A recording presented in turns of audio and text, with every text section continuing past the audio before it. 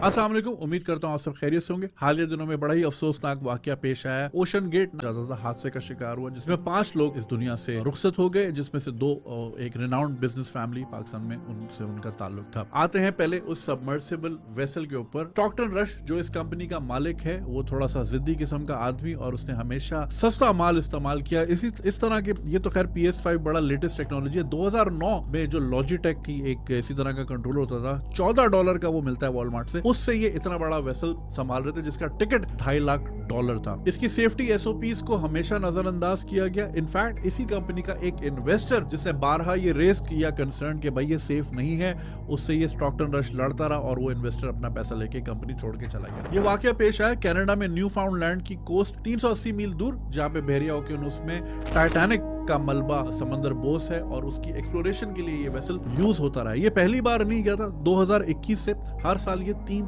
Trip करता था और ये ट्रिप तकरीबन 8 दिन का होता है, क्योंकि जिसमें वेसल पहले 400 मील समंदर के बीच में जाता है और मल्टीपल डाइव्स करते हैं। एक नहीं, 2 नहीं, 7-8 डाइव्स भी की जाती थी इससे। अब इसके फॉल्टी पार्ट पे अगर है तो जैसे मैंने आपको बताया कि वीडियो गेम के कंट्रोलर से ऑपरेट हो रहा था। हार्डवेयर स्टोर से लिया हुआ सामान इस पे इस्तेमाल हुआ था, जिसको बारहा बहुत सारे लोगों ने पॉइंट आउट किया। इसकी सेफ्टी से रिलेटेड इस पे लॉ सूट भी हुआ था, लेकिन ये उसको नजरअंदाज करते रहे। और इसकी बनावट के एतबार से इसको सिर्फ 4200 फीट नीचे जाने की इजाजत दी थी, लेकिन ये 13000 फीट नीचे जाते रहे। और इनकी बारहा मंतक यही थी कि भाई पहले भी तो होके आए हैं, कुछ नहीं हुआ, तो अब क्या मसला है। और ये पहली बार नहीं था कि इसका राब्ता मुनक़ता हुआ। एक बार ऐसा भी हुआ था कि इसकी पावर बंद हो गई थी और इसका राब्ता मुनक़ता हो गया था, लेकिन मदरशिप जो ऊपर खड़ी थी उसने उसको लैच से खींच लिया था। इस बार जो इन्होंने कोताही की, जिसमें से बहुत सारी थी, उसमें एक ये थी कि ये किसी लैच से जुड़ी हुई नहीं थी, ये it was going out in the open. वरना होता ये कि इस तरह अगर राब्ता ना हो तो उसको खींच लिया जाता है। कल रात तक जब तक प्रेस कॉन्फ्रेंस नहीं हुई थी, 4 डिफरेंट सिनारियोस बताए जा रहे थे कि गालिबन ये वाकयात पेश आया। पहला ये था कि शायद पावर आउटेज हो गई हो और बैकअप जनरेटर ने काम नहीं किया हो,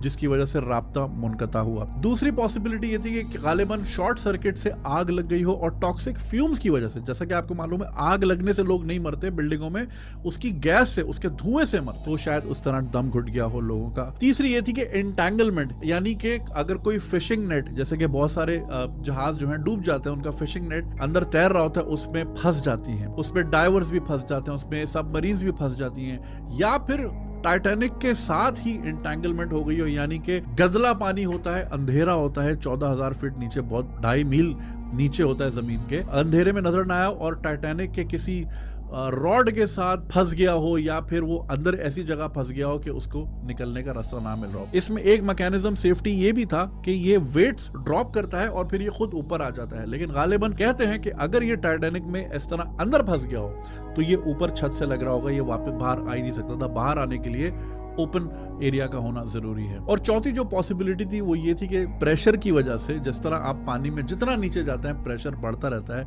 इस गहराई में 6000 पाउंड पर इंच स्क्वायर का प्रेशर, ये बहुत ज्यादा प्रेशर होता है, इंसान के टुकड़े टुकड़े हो जाते हैं कि ये इम्प्लोड ना हो गई हो। कल रात प्रेस कॉन्फ्रेंस में जब पता चला कि डिब्री मिली है इस वेसल की, तो इम्प्लोजन हुई है, लेकिन वो इम्प्लोजन किस वजह से हुई है ये अभी तक हम जान नहीं पाए हैं। पहले भी इस तरह के सबमर्सिबल वेसल, चाहे वो फिशिंग के हों, चाहे वो किसी और रिसर्च एक्सप्लोरेशन से रिलेटेड हो, फंस चुके हैं। रशियन वेसल फंसा था, वो 96 आवर्स से पहले निकाल लिया गया था, ऑक्सीजन बच गई थी, उनको रेस्क्यू कर लिया गया था चूंकि वो बहुत ऊपर थे।